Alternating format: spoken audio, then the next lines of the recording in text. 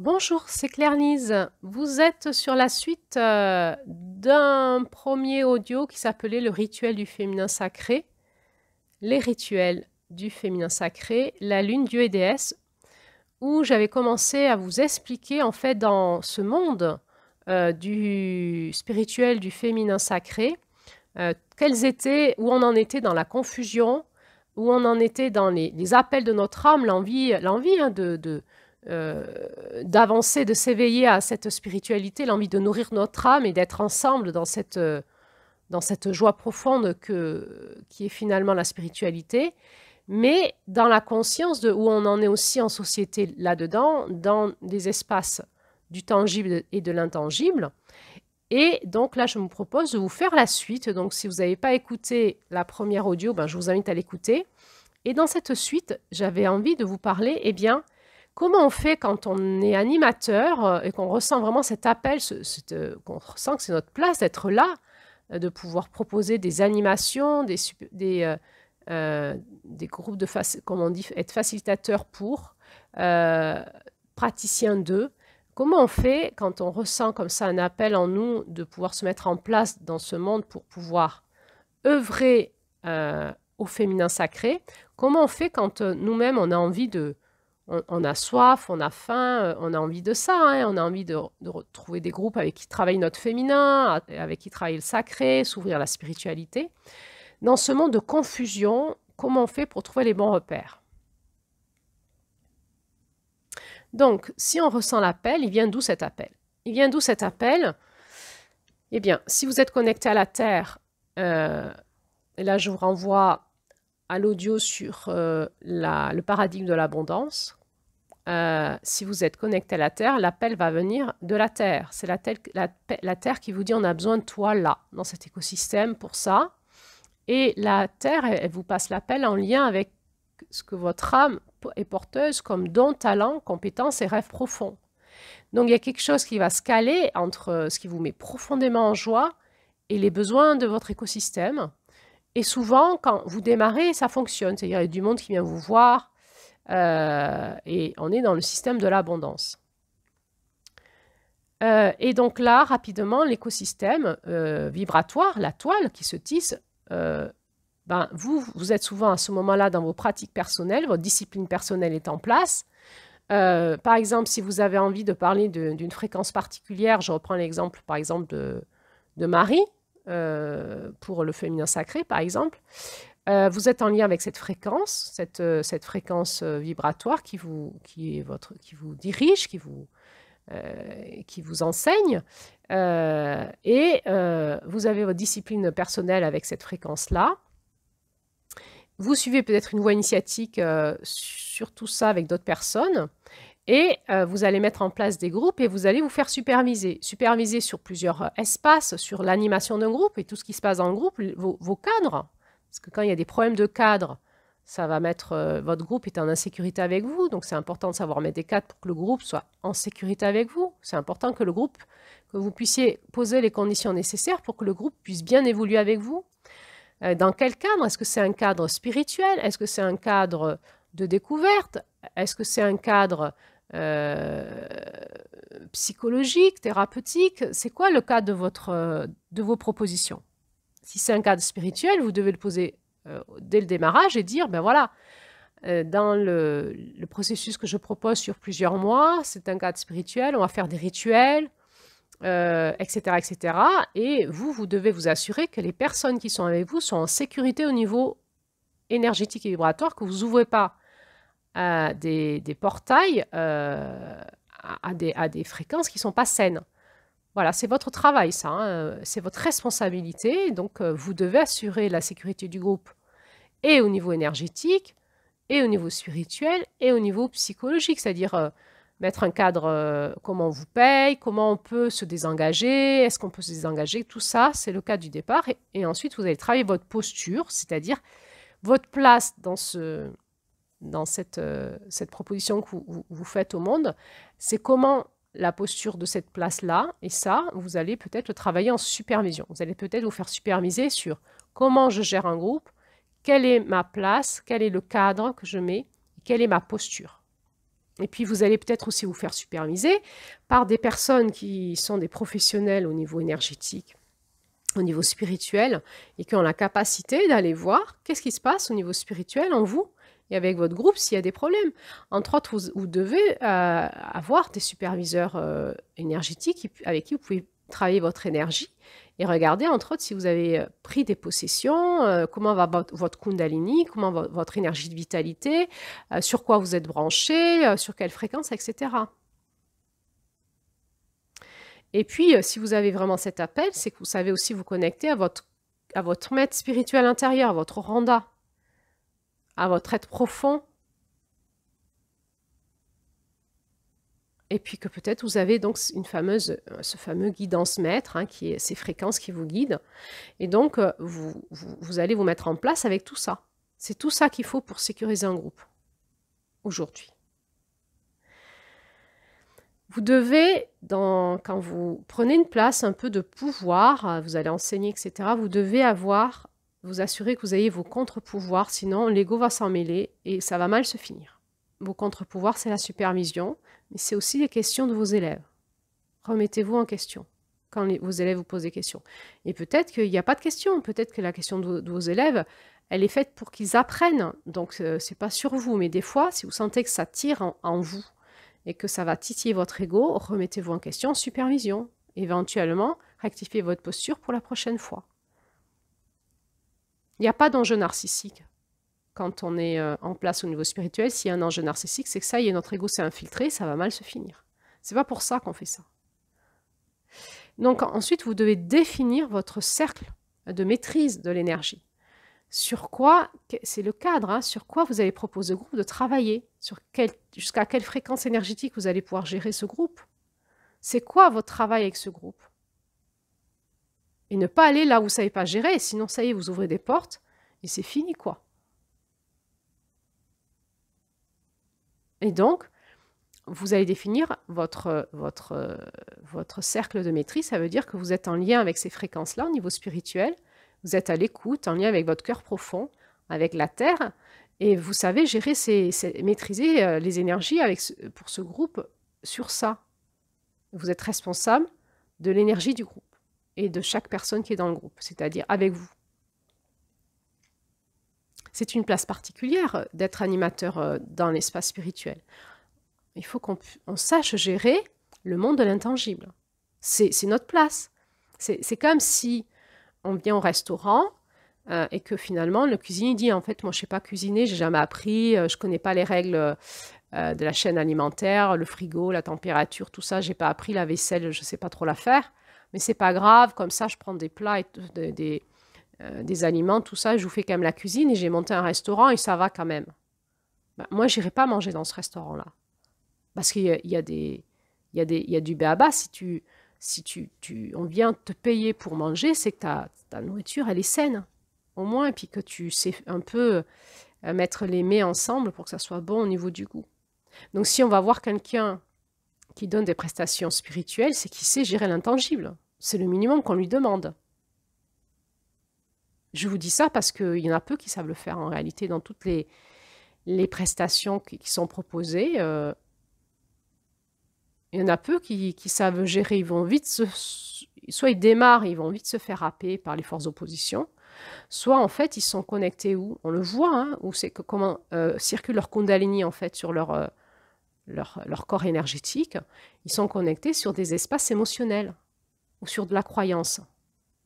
C'est-à-dire qu'ils sont pris d'affection comme un doudou sur des déesses par exemple égyptiennes, ou mésopotamienne ou je ne sais pas quoi, il y a quelque chose qui est sympathique pour eux au niveau affectif, et donc ils ont envie de partager ça. Mais en fait, ils parlent d'une mythologie, là, ils ne parlent pas de la vraie fréquence, ce n'est pas vraiment la spiritualité, donc on ne fait pas de rituel quand c'est comme ça. On peut en parler si on veut, on définit notre quête, mais on ne fait pas de rituel. Dès qu'on fait un rituel, c'est qu'on va ouvrir des portes. Un rituel, ça nous fait ouvrir des portes et nous reconnecter à des fréquences. On ne le fait pas si on n'est pas connecté à ces fréquences, qu'on ne sait pas maîtriser l'énergie autour de ces fréquences. Avec ces fréquences-là, on ne le fait pas. On peut le faire personnellement, Mais on ne le fait pas avec un groupe, on ne se fait pas payer pour ça et on ne dit pas « Venez, je vais vous amener là », parce qu'à ce moment-là, on devient un faux maître. Et après, il y a des personnes qui sont dans l'espace du mental, dans les croyances, on est dans la religion. C'est pas connecté aux fréquences maîtres. Et puis ensuite, il y a des personnes qui sont vraiment connectées à des fausses lumières et qui sont complètement embarquées, qui sont des faux maîtres. Donc il ne faut pas aller avec eux. Et souvent, ils sont très forts pour vous faire de la pub, de la com et vous donner envie d'aller avec eux. Ils sont très charismatiques, mais c'est un charisme inversé, qui n'est pas là pour vous donner quelque chose et que vous puissiez vous en nourrir et avancer dans votre autonomie personnelle, mais qui est fait pour vous manger, qui est fait pour vous attirer à eux et ils vont se nourrir de vous, dans leur narcissisme, dans leurs croyances, dans leur place. Et derrière, on retrouve des entités au minimum énergétiques et au pire vibratoires. Alors, comment on fait quand on veut faire partie de ces groupes-là? Eh bien, bon, moi, la première chose que je vous dirai toujours et toujours et toujours, c'est prier, demander à vos guidances maîtres, à vous, de vous diriger vers les bonnes personnes. Ça marche bien. Et qu'on vous donne le discernement de ce qui va et ce qui ne va pas. Et à quoi vous dites oui, à quoi vous dites non. Vous avez le droit de refuser un rituel. Vous savez comment ça se passe? C'est qu'au début, c'est sympa, on vous met en confiance et tout. Je ne dis pas que c'est fait exprès, c'est des fois sans confiance, sans conscience. Il y a les premiers ateliers ou premiers moments de la journée où il y a des cercles de parole, on est dans les émotionnels et tout ça. À un moment arrive le rituel et là, on ne vous demande rien et on le fait et vous n'osez pas dire non. Pourquoi? Parce que ça vous met en décalage dans le groupe. Et là, votre cerveau émotionnel, qui est le cerveau fait pour être ensemble, il va vous interdire de vous mettre en décalage du groupe. Donc, soit vous n'arrivez pas à poser les questions, à avoir la force de dire mais attends, moi je ne suis pas venu pour faire des rituels, là, c'était pas ça le cas du départ. Du coup, je ne suis pas en confiance, c'est quoi ce truc et tout, moi je ne sais pas ce que tu vas nous faire faire. Donc si on n'a pas la force de faire ça, on ne participe pas au rituel, on se ferme énergétiquement, on fait semblant. C'est le minimum qu'on puisse faire. Sinon, si on a la capacité, on regarde comment ça se passe, on regarde, là, on peut demander à ses guidances, moi je demande à la Terre. Ça m'arrive moi aussi de me faire embarquer parce que c'est très typique ce genre de choses. C'est-à-dire que les gens vous proposent des rituels sans vous demander l'autorisation. Ils rentrent dans votre espace sacré sans vous demander l'autorisation, comme s'ils avaient le droit de faire ce qu'ils veulent de votre espace sacré. Mais c'est un viol, ça, c'est un viol énergétique, c'est un viol spirituel. Quand on est vraiment en place, on demande toujours. En fait, on avertit en début de cadre. Chacun est libre de faire ce qu'il veut. C'est normal. Donc, demandez bien les cadres au démarrage des groupes. Est-ce que c'est spirituel? Est-ce qu'on va faire des rituels? Est-ce que tu es supervisé? Bon, ça fait bizarre, hein, mais si la personne ne vous donne pas ses référentiels de sécurité, c'est qu'elle est dans la confusion elle-même. Vous savez, dernièrement, j'ai appelé une personne qui a une école de yoga parce qu'il y avait un problème de confusion avec une de mes patientes qui était son élève. Et vraiment, il y avait une confusion relationnelle qui mettait en danger ma cliente. Donc, je l'ai appelé pour lui demander quel était le type de relation qu'il avait avec cette personne. Et moi, c'était ma patiente. Et je lui ai demandé s'il était supervisé. Il n'a pas besoin de supervision, il m'a dit. Lui, il va une fois par an en Inde voir ses maîtres yogis, ça suffit. Et c'est là où il y a les dérapages. Faites attention. Alors, s'ils ne sont pas supervisés, ils ne sont pas supervisés la plupart du temps. Vous allez voir, hein, personne n'est supervisé. C'est le problème d'aujourd'hui. Les psychologues se font superviser. Les psychiatres aussi. On fait de l'intervision, de la supervision, des groupes de supervision. Les thérapeutes se font superviser. Mais dans le monde spirituel, il n'y a pas besoin. Alors que c'est un monde où il y a énormément de confusion. C'est un problème, ça. Voilà, questionnez pourquoi ils ne sont pas supervisés. Ou alors, finalement, ce monsieur, il a trouvé intéressant mon regard. Il m'a demandé si je ne connaissais pas des superviseurs. Je lui ai donné des adresses et donc il va se faire superviser. Tant mieux, proposez aux gens. Éveillez les gens ont besoin de la supervision. Il y a besoin de la supervision. Des fois, c'est juste qu'ils ne savent pas que ça existe. Il y a besoin. Et surtout, Il manque de superviseurs. Moi, j'entends que la Terre, elle dit il manque de superviseurs.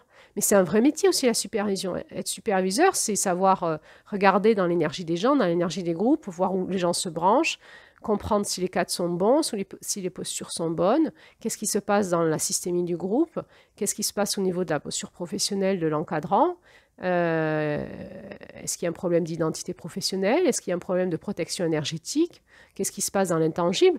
Alors, des fois, on peut avoir plusieurs superviseurs, parce que l'un ne sait pas tout faire. Donc, on a un superviseur pour le côté énergétique, un superviseur pour le côté gestion du groupe, un superviseur pour le côté posture professionnelle avec mes propres outils, etc. Mais ça, c'est un gage de professionnalisme. Et vous, en fait, quand vous êtes dans ces groupes spirituels, à quoi vous dites oui? À qui vous branchez? Est-ce que vous êtes profondément OK? C'est-à-dire, est-ce que votre âme est OK d'aller se brancher à ces fréquences? Et est-ce que ces fréquences, elles vous paraissent saines? Donc, en principe, vous avez des clauses où vous pouvez vous désengager. Quand vous êtes dans des groupes où il y a un processus qui est proposé sur plusieurs mois, et c'est souvent le cas, et c'est bien, vous devez avoir des clauses de désengagement possibles. S'il n'y a pas, c'est qu'attention, vous êtes embarqué dans un abus de pouvoir. Par contre, vous désengager, ça ne veut pas dire qu'on vous remboursera. Vous pouvez partir et éventuellement, vous ne payerez qu'une partie. Mais c'est normal aussi que la personne qui anime les groupes, elle soit payée, puisqu'elle vous êtes engagé avec elle, c'est son salaire. Donc, il ne faut pas rentrer en confusion.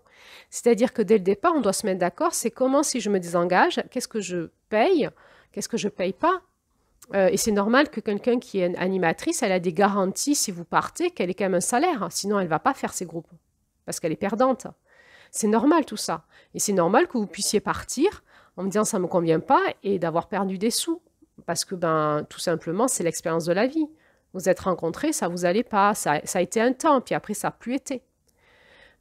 Donc attention à la confusion, il faut bien voir les cadres, qu'est-ce qui intègre pour la relation, et surtout, toujours dans ces dysfonctionnements de cadre, c'est le lien toxique qui s'infiltre, hein. C'est l'ego. Et là, on n'est plus du tout dans octobre, hein. On retourne en face, avril, mai, juin. Donc non, en fait, quand on est dans la spiritualité, on sait gérer ça. Et souvent, les personnes ne savent pas, s'ils ne sont pas vraiment dans la spiritualité. Alors, il y a une confusion de posture souvent, parce qu'une thérapeute n'est pas un enseignant spirituel. On ne travaille pas sur les mêmes choses. Un enseignant spirituel, il va vous faire travailler pour vous faire écrouler votre ego et aller vers votre soi, votre être profond. Le thérapeute, il ne fait pas ça. Le thérapeute, il est là pour protéger votre ego. Donc, c'est deux postures différentes. On ne fait pas du tout les mêmes choses. On ne travaille pas sur les mêmes espaces. Et souvent, il y a des confusions de posture. C'est le bazar. Vous pouvez garder ce mot confusion. Actuellement, c'est confusion. Il faut clarifier. Il faut réapprendre aux gens leur métier. C'est-à-dire, c'est un vrai métier à apprendre. Et on apprend par l'initiation. Et après, on en prend aussi en exerçant. Mais on exerce, c'est-à-dire qu'on se fait payer que quand on a un niveau de maîtrise des choses professionnelles, j'ai envie de dire.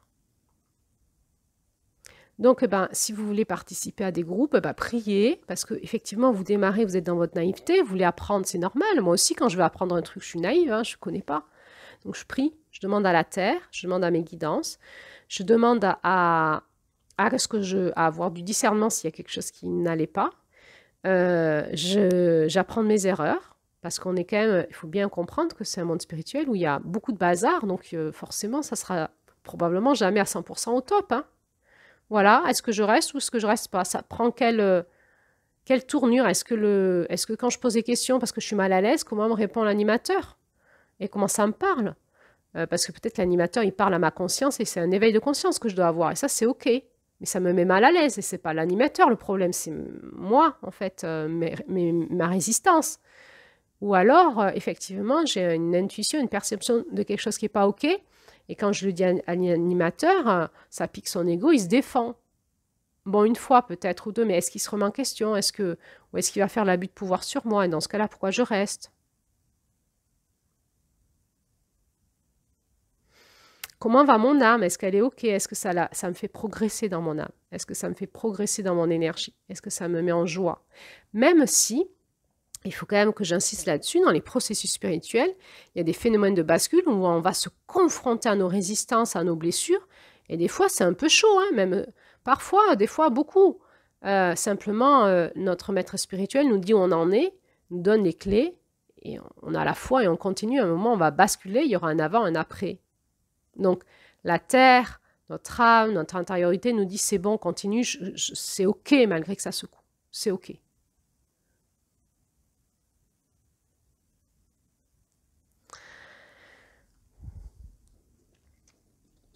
Et puis parfois, on va se dire, ben là, c'est plus OK, je le sens pas. Alors, on en parle autour de soi, on en parle à ses amis, on en parle à d'autres personnes qui animent des choses semblables, on en parle à des superviseurs, à nos thérapeutes. Alors, parfois, nos thérapeutes ne comprennent pas parce que pour un thérapeute, une initiation spirituelle, ça peut être violent pour le moi, mais on n'est pas là pour protéger le moi dans la spiritualité. Donc, c'est pas du tout... On ne cherche pas à être psychologique dans la spiritualité. On n'est pas là pour prendre soin de la structure psychique dans la spiritualité, pas du tout. On s'en fout de la structure psychique, on prend soin du moi profond. Donc ça peut être violent pour une psychologue. Donc des fois, les psychologues, elles peuvent vous dire « Ah ben non, ça va pas ».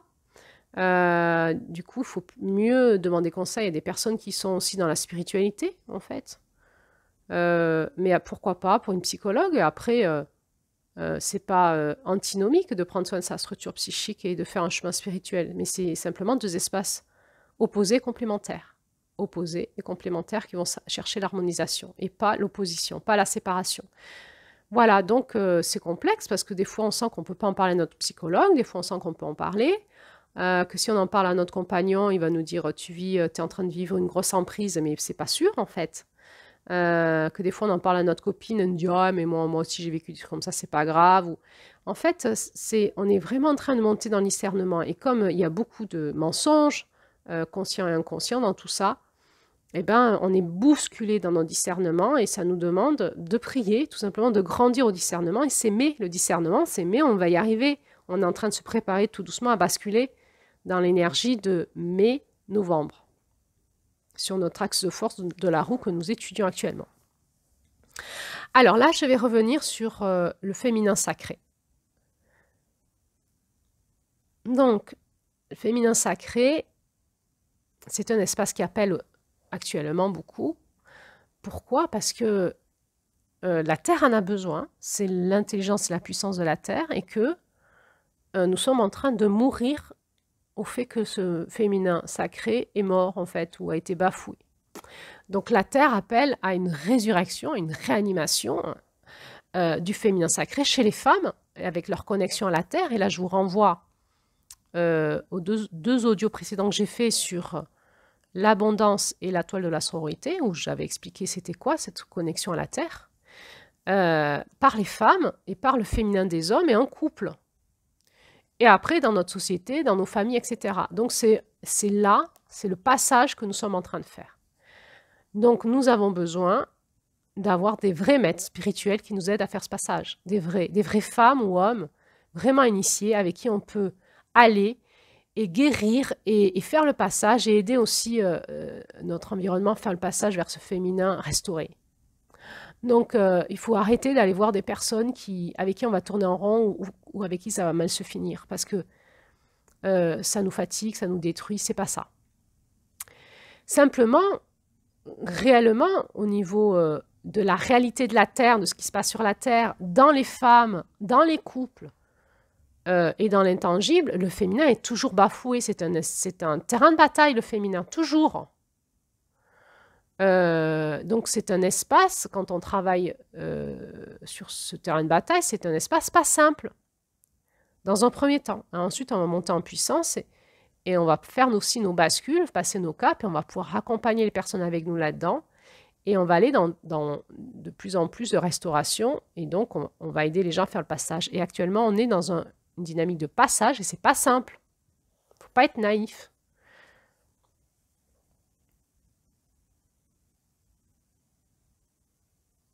Donc, chacun doit reprendre sa responsabilité et de sentir dans son féminin comment se tisse sa toile, et est-ce qu'il est OK ou pas. Et c'est complexe, encore une fois, je dis, c'est pas noir ou blanc, il n'y a pas des méchants, c'est complexe, il y a énormément de confusion partout.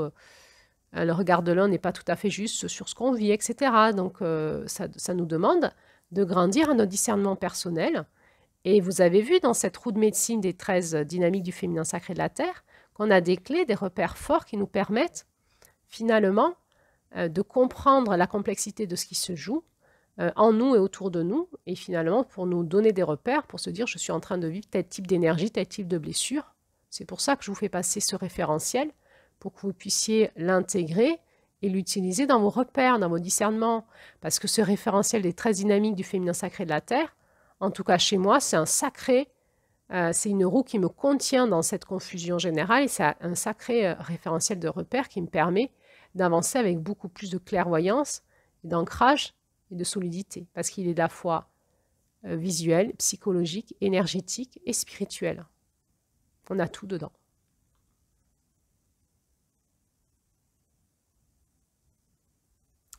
Nous, on a besoin de tisser cette toile de lumière entre nous, entre femmes, avec des vraies femmes initiées qui sont vraiment connectées à la Terre, qui ont repris leur responsabilité, qui dépassent leur coyote intérieur et le coyote systémique. Et ça va nous faire aller vers novembre. Hein. C'est les femmes qui vont intégrer novembre et décembre. Hein. Et c'est tellement bon après d'être en lien avec elles. C'est tellement plus facile. La co-création. C'est vers ça que l'on va. Sinon, la toile se détruit d'elle-même. Alors, je vais finir cet audio par vous parler, c'est quoi les dieux et déesses. Donc, dans ce monde de New Age, comme ça, on va s'intéresser à des dieux tantriques, des dieux de l'Inde, des dieux d'Égypte ou des déesses. Éventuellement, on va s'intéresser à des spiritualités chamaniques. Alors, je précise que dans le chamanisme, il n'y a pas de dieux et déesses. C'est quelque chose qui, pour moi, je trouve très confortable. C'est que tout notre référentiel, c'est que la nature. Donc, ça libère pas mal de choses en termes de potentiel risque de ne pas être connecté aux bonnes fréquences. Voilà. Donc, voilà, vous connaissez peut-être hein, des tarots qu'on vous propose avec des déesses ou des animations de stages ou de processus. Alors, c'est quoi les dieux et déesses? Alors, il faut savoir que l'organisation dans l'intangible, il est fréquentiel. Hein, je vous le dis, c'est des fréquences. Hein. Je vous le dis souvent, c'est ma façon de parler. C'est des fréquences. On est sur des niveaux de fréquences, des fréquences de lumière, des fréquences d'amour, des fréquences, des signatures fréquentielles, c'est-à-dire que c'est comme s'il y avait des êtres spirituels qui sont responsables dans l'organisation de l'intangible de gérer certaines fréquences. Donc, ils en sont responsables. Et puis, plus on monte en fréquence, plus c'est vraiment une hiérarchie. Hein, les êtres au-dessus, des intelligences supérieures, on va dire, sont responsables de gérer des fréquences plus grandes jusqu'à l'unité hein, qui est la source. Voilà, donc c'est comme ça qu'on peut voir les choses. C'est infini, c'est hyper complexe. Donc, il y a des civilisations qui étaient plus reliées à certaines fréquences et d'autres à d'autres fréquences. Voilà. Donc, il peut y avoir des terres, des civilisations qui ont été visitées par des fréquences particulières qu'ils avaient dans leur civilisation à travailler. Et donc, ça va être leurs dieux et déesses. Alors, ça peut vraiment... derrière ces noms hein, ces dieux et déesses, il peut y avoir vraiment des fréquences mètres. Et si on se branche à ces fréquences mètres, ça fait monter tout de suite notre vibration dans ces fréquences-là et ça vient nous confronter, nous inviter à aller explorer en nous ces fréquences-là. Mais il peut y avoir aussi des dieux et déesses qui étaient plus, en fait, l'explication d'un phénomène spirituel psychologique. Dans la spiritualité, on va parler du monde de la lumière, on va parler du monde de l'âme psychologique, on va parler du monde psychologique, de toutes les croyances, toutes les dualités, les trucs, les machins, et puis tous les... Excusez-moi pour trucs et machins, tous les jeux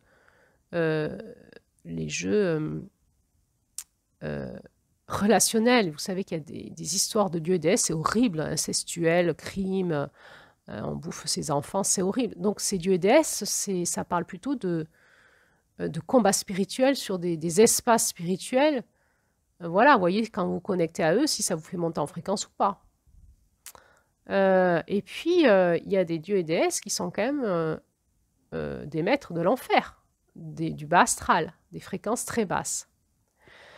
Donc, ça permettait à ces civilisations de s'en sortir, de parler de manière imagée de choses spirituelles qui se passaient et qu'ils avaient conscience.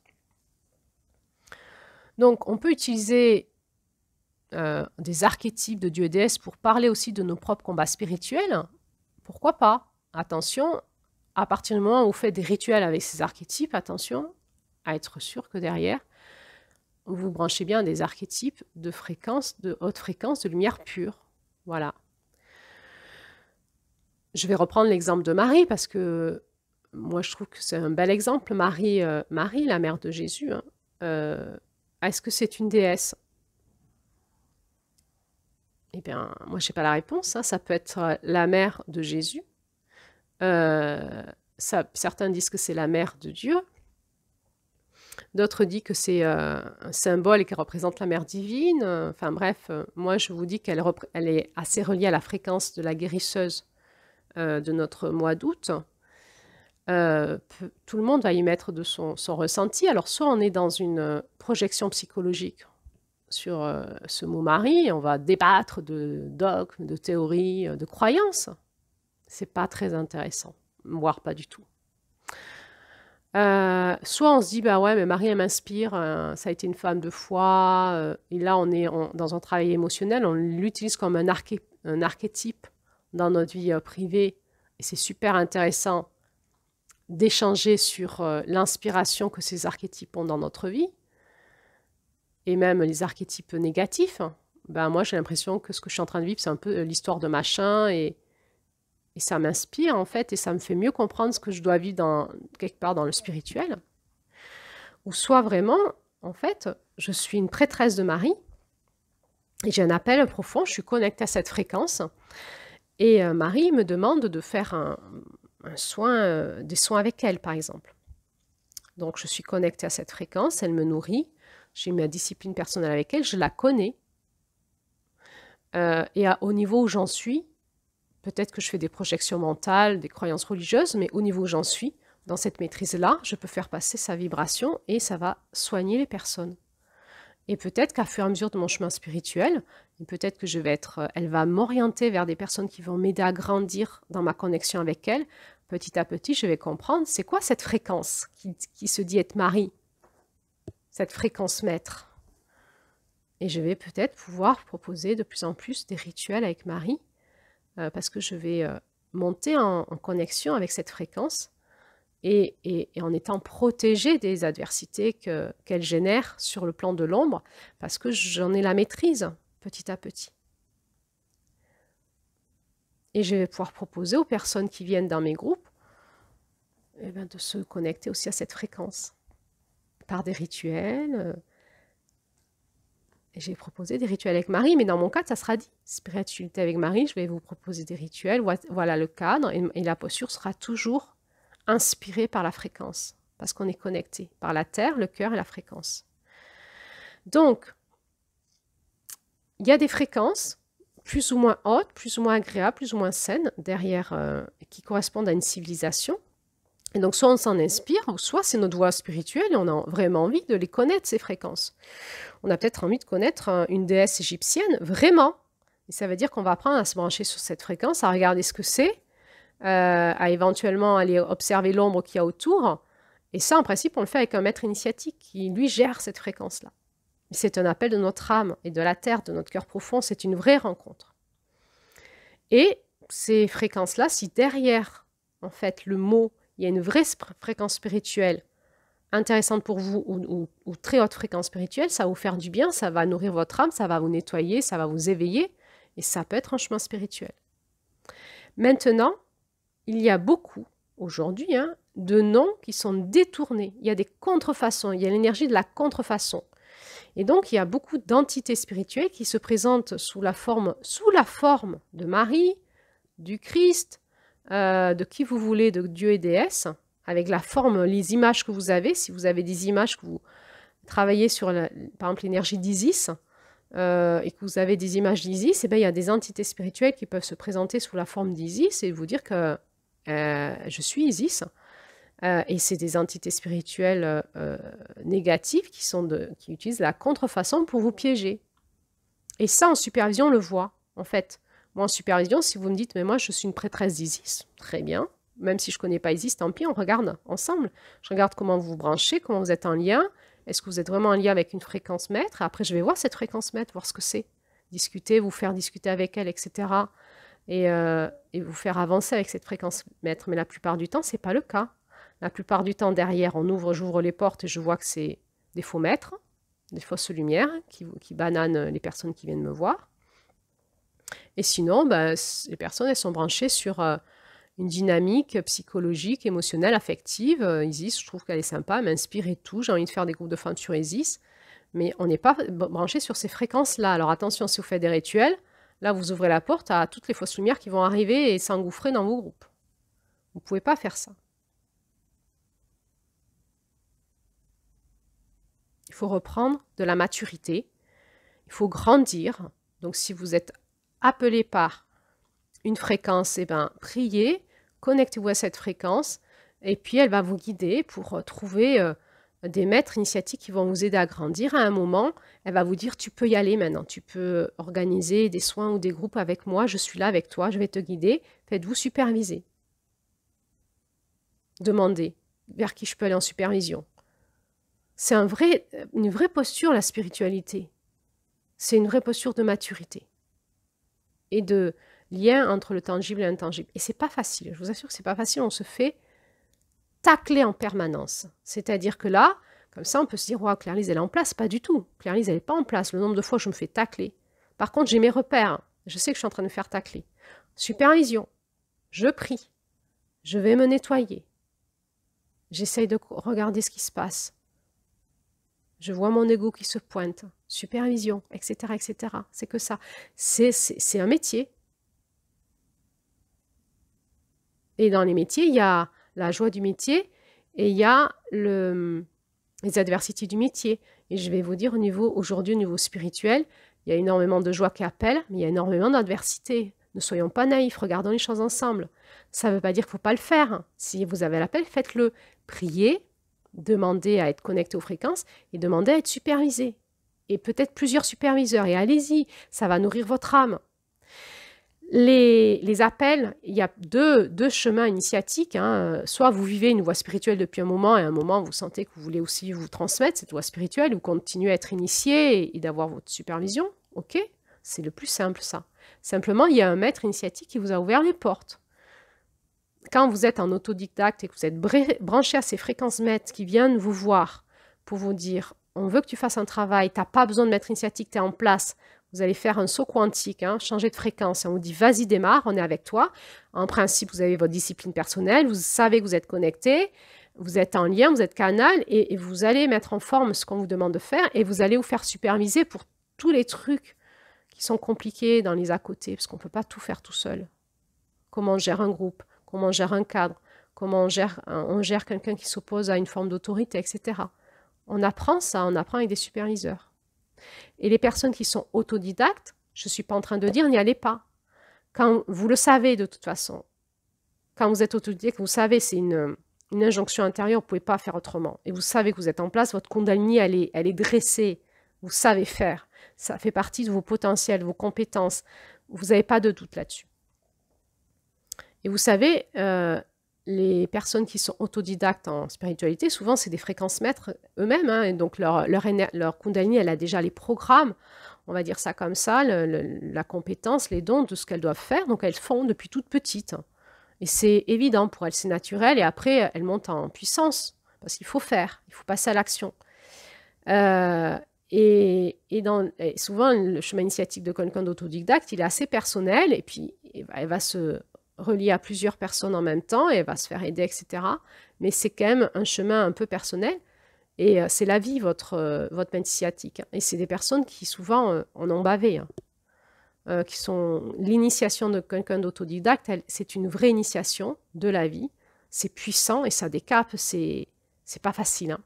C'est pas facile, maladie, psychiatrie, nuit noire de l'âme, plein de choses. Et la personne, elle est toujours connectée à ses guidances qui la guident depuis toujours. Et elle avance. C'est comme un bulldozer. parce qu'elle a une place à récupérer dans ce monde et à faire en fait. Et elle va ouvrir les portes toute seule. Et c'est ce qui lui donne sa puissance personnelle. Voilà. Donc je ne dis pas aux gens autodidactes, n'y allez pas. Je dis allez-y, faites-vous accompagner. À votre rythme, définissez votre cercle de maîtrise de l'énergie dans lequel vos clients vont être en sécurité avec vous. Le reste, déléguez, orientez vers d'autres personnes, refusez, faites-vous superviser, apprenez, etc. Voilà, j'ai encore 2 sujets à vous parler dans cet audio. Le sujet de la Lune, qui va en amener un autre, le sujet des extraterrestres. Et j'ai d'abord commencé par les extraterrestres. J'ai parlé de ça en juin, je crois, ou en juillet. Le monde des étoiles. Ma position par le monde des étoiles, le monde des étoiles, je vous propose d'aller revoir ces audios où j'ai dit des choses vachement intéressantes sur tout ça. Aujourd'hui, nous sommes dans un temps de révélation et nous avons tout un tas de révélations officielles, gouvernementales sur les ovnis, sur la présence des extraterrestres. Les personnes qui n'y croient pas sont dans la méconnaissance aujourd'hui. Moi, j'ai parlé de ça avec des officiers de l'armée, j'ai parlé de ça avec un astrophysicien, j'ai parlé de ça avec plein de personnes différentes, scientifiques ou pas. Il y a des gens qui font de l'expérience directe, des fois de l'expérience indirecte. On sait aujourd'hui, évidemment, qu'on n'est pas seul dans l'univers sur la Terre. Hein.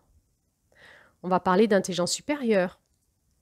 Et ce qui se passe sur Terre se passe aussi dans l'intangible entre les planètes. C'est-à-dire qu'il y a des guerres entre les planètes, c'est-à-dire que l'énergie de la Terre intéresse certaines civilisations extraterrestres pour plein de raisons, les mêmes que sur la Terre en fait, hein, de pouvoir, de puissance, de contrôle, de nourriture, etc.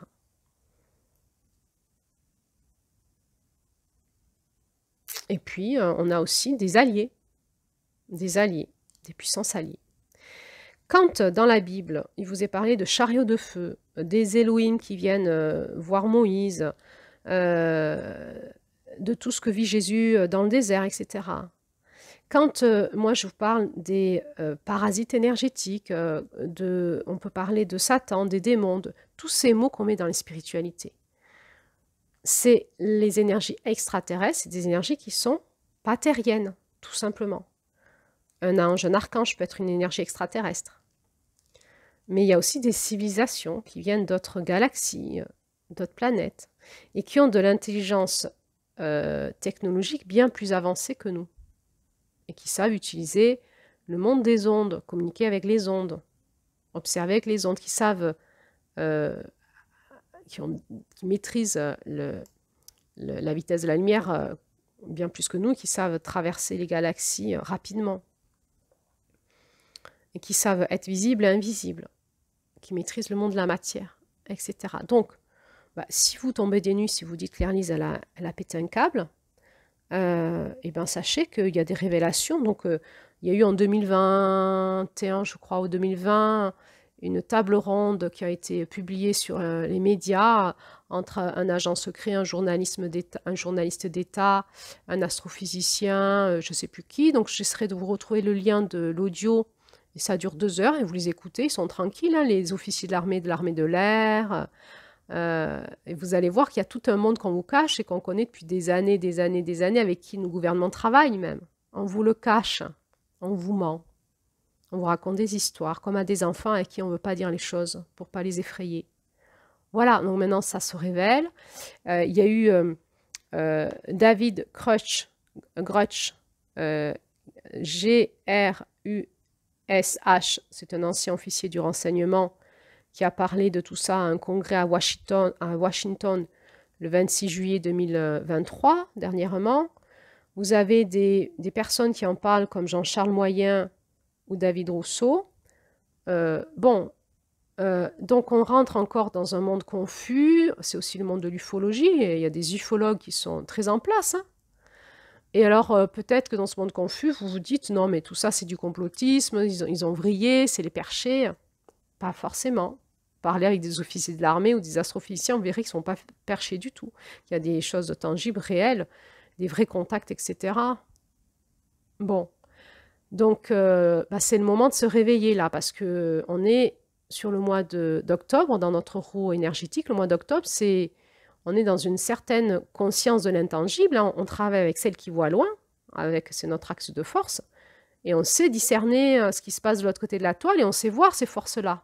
On sait les voir, on sait même parler avec elles, à un certain niveau de maîtrise. Donc, si on ne sait pas les voir, je vous le dis qu'au niveau de l'énergie d'octobre, quand on travaille avec celle qui voit loin, dans le féminin, on sait voir à qui on a affaire, avec qui on tisse la toile. Qu'est-ce qui se passe dans ce monde? Qui c'est qui dirige ce monde? Qu'est-ce qui se passe dans l'intangible? Qu'est-ce qui se passe dans le cosmos? Voilà, puis il y a des personnes dont c'est encore une fois la fonction. Donc on a l'impression qu'ils sont bizarres parce qu'ils sont des contactés, on appelle ça. Ils ont des liens avec des personnes du cosmos. Et encore une fois, on ne sait pas bien où est la vérité de tout ça. Alors, toujours la même chose, prier pour avoir le discernement, prier pour avoir la vérité, pour être gardé. Et rappelez-vous d'une chose, c'est que d'être connecté à la Terre nous protège de tout ça. Nous sommes des êtres humains. Voilà. Donc, derrière les dieux et déesses, on peut retrouver aussi des fréquences comme ça, extraterrestres. Et puis c'est une façon de rentrer en lien avec eux, de communiquer avec eux, la spiritualité, hein, dans certaines civilisations. Les pyramides, hein, sont des activateurs de fréquences qui orientent l'énergie vers des étoiles.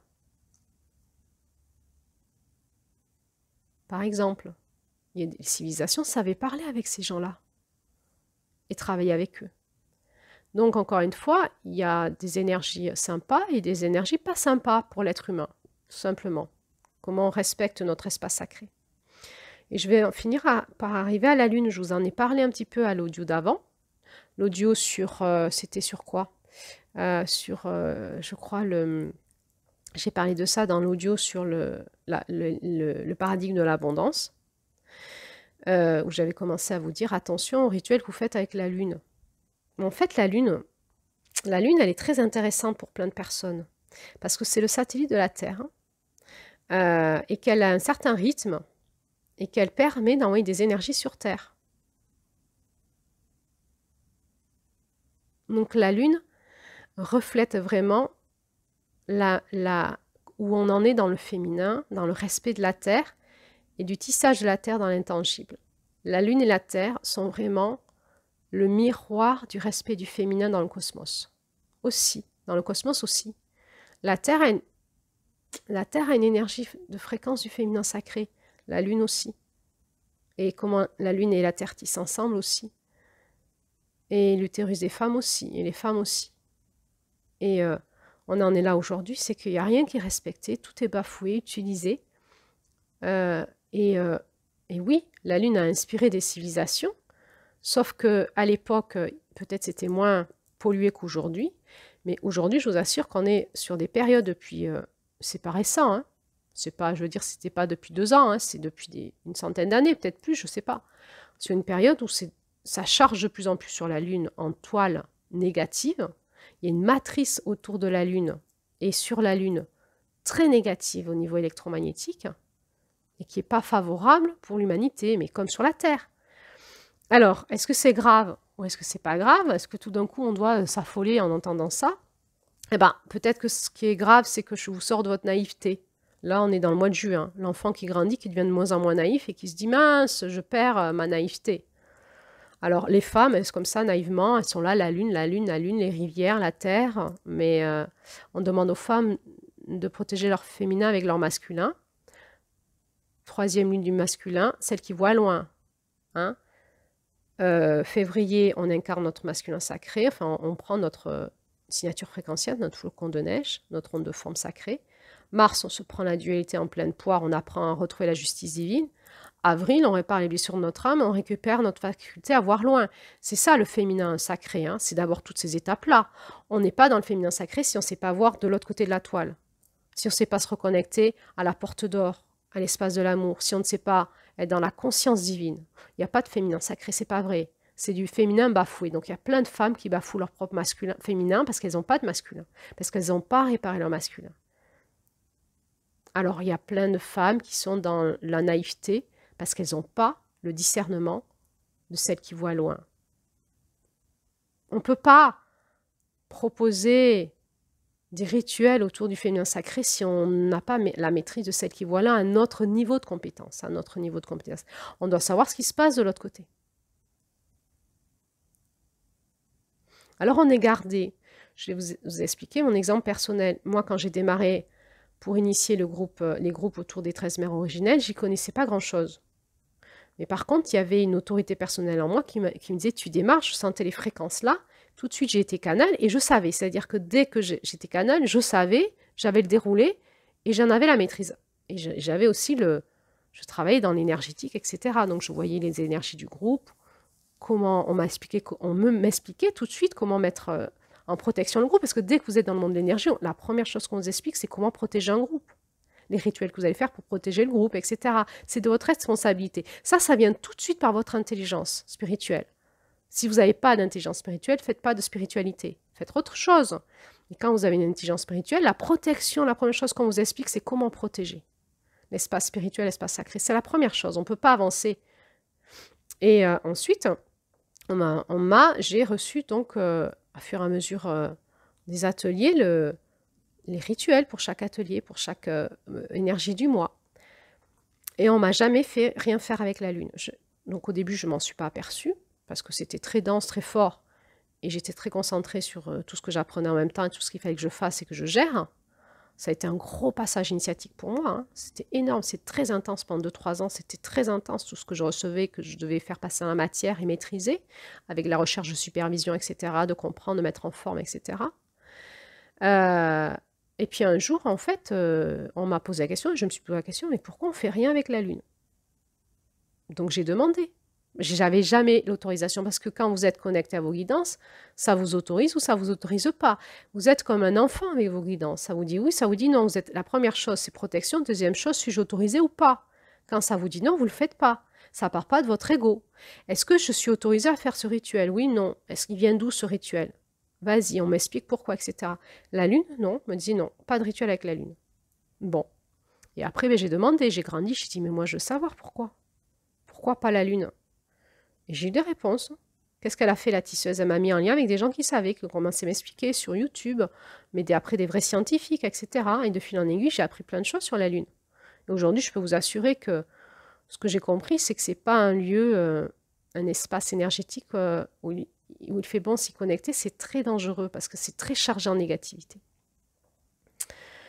Alors, comment on fait? C'est comme sur la Terre. Hein. Je vous ai dit que sur la Terre, notre matrice, elle n'était pas saine. Et au niveau électromagnétique, on se cale sur les énergies sacrées de chaque astre. La Terre, son centre, la Lune, on va se caler sur la rayonnance des fréquences du Soleil qui reflètent sur la Lune et qui viennent vers nous. Par exemple, quand vous sortez vos pierres et que vous les rechargez à la pleine Lune, est-ce que c'est mauvais du coup? Est-ce que les pierres se rechargent de trucs dégueulasses? J'ai expérimenté, je vous dis non, et j'ai demandé dernièrement à un scientifique de m'expliquer, il me dit c'est pas les mêmes ondes. Voilà. Les pierres, elles captent des ondes saines. Elles ne vont pas se charger des ondes malsaines. Donc la pierre, elle va se charger des ondes saines de la Lune. Et notre corps sait faire aussi ça, se charger des ondes saines de la Lune. Maintenant, si vous ouvrez vos corps énergétiques volontairement à l'énergie de la Lune, vous allez charger énormément de toxiques. Énormément de toxiques. Il ne faut pas le faire parce que naturellement, votre corps il se ferme à ce qui est malsain. Si par un rituel, vous forcez votre corps, vos corps énergétiques, vos protections à s'ouvrir à des énergies malsaines, vous allez charger. Vous allez vous faire défoncer. Hein. Et c'est comme ça que les femmes se font avoir, que les femmes qui travaillent dans le féminin sacré travaillent dans le féminin désacré, et qu'elles désacralisent les femmes. Et c'est comme ça qu'on est en train de tuer le féminin sacré. Aujourd'hui, par immaturité, par manque de posture spirituelle saine, d'écoute et de connexion à l'au-delà. On ne travaille pas sur le féminin sacré si on n'est pas calé sur notre masculin sacré. Notre masculin sacré, c'est qu'on est en lien avec l'au-delà. On passe par celle qui voit loin, on sait se connecter aux fréquences au-delà de la dualité, aux fréquences de lumière, et on est averti, on sait faire, on nous dit ce qu'il faut faire, ce qu'il ne faut pas faire, on nous initie. C'est une vraie place, une vraie compétence, et c'est pas simple, encore une fois, parce que ça crée, c'est une place qui n'est pas simple dans la société, qui nous demande vraiment de compétences, de monter en compétences, et encore une fois, j'insiste, de se faire superviser. Alors, je vais conclure cet audio en disant on en est où aujourd'hui? On en est dans la confusion, On a besoin de vrais professionnels, c'est-à-dire de vrais aides spirituels qui sont là et qui peuvent remettre de l'ordre, remettre de la clarification. On a besoin de superviseurs qui peuvent aider ces personnes-là. On a besoin de s'entraider. On a besoin de lâcher l'ego spirituel. On a besoin de monter en discernement et avec celle qui voit loin, de savoir se relier au monde de l'intangible. Et donc, si c'est notre appel, eh ben, on va apprendre à le faire ou on sait déjà le faire. Si ce n'est pas notre appel, ne le faites pas. Ne faites pas ça. Par contre, la seule chose qui compte pour chaque personne qu'on reçoit dans nos ateliers, au cabinet, dans nos séances de thérapie ou autre, c'est de ramener chaque personne à se connecter à son centre, à son éternelle flamme d'amour, à son oranda, à sa lumière source, à son maître intérieur. C'est la seule chose qui compte aujourd'hui. La sécurité, elle est reliance à la terre, reliance à son cœur profond. C'est tout. C'est la seule sécurité dans ce monde de confusion dans lequel on est. Et si on vous fait faire des rituels pour que vous donnez votre énergie à une fréquence qui est extérieure à vous, c'est que c'est une fréquence de lumière inversée, c'est qu'elle vient vous manger. Ou que la personne ne sait pas ce qu'elle fait. On ne fait pas des rituels à un dieu ou une déesse. Hein. C'est fini ça aujourd'hui. On fait des rituels, pourquoi? Pour s'ouvrir, se connecter à des fréquences, et c'est ces fréquences qui descendent et qui viennent nous réinformer. Alors attention à quoi on s'ouvre. Est-ce que vous êtes OK avec ça? Donc aujourd'hui, on a besoin de monter en maturité, de sortir de la méconnaissance, de l'enfantillage, de retrouver nos parents intérieurs, nos parents spirituels. On le voit dans ce conte. Hein, ils vont être initiés par la mère spirituelle. On a besoin de retrouver nos pères et nos mères spirituels, le ciel et la terre, avec des vrais maîtres initiatiques qui sont en place. Il faut accepter pour ça, se confronter à une forme d'autorité, de hiérarchie, parce que quand on ne sait pas, on ne sait pas. Ça ne sert à rien de se rebeller contre un maître spirituel qui vous dit « c'est dangereux ce que tu vas faire là ». Écoutez. Apprenez, dites pourquoi, je veux savoir. Et un maître spirituel est censé vous amener à vous aider à vous ouvrir aux fréquences de lumière en vous et à votre oranda, à votre signature fréquentielle. Il vous amène vers vous-même, vers la libération de vous-même. Vous n'êtes pas là pour servir l'ego de ce maître. Lui, il a une fonction, c'est de vous amener vers vous-même. Pour vous faire monter dans vos compétences, dans vos dons, vos talents, et que vous alliez vers votre accomplissement. C'est ça l'objectif. Alors, on a fait les gros morceaux désagréables de ces 10 audios jusqu'au 31 octobre. Là, c'était tout ça que j'avais à vous dire. Parler de la toile de l'ombre, c'est pas agréable. Hein. Mais il fallait le faire pour mettre des mots, pour avertir, pour clarifier, pour structurer un petit peu.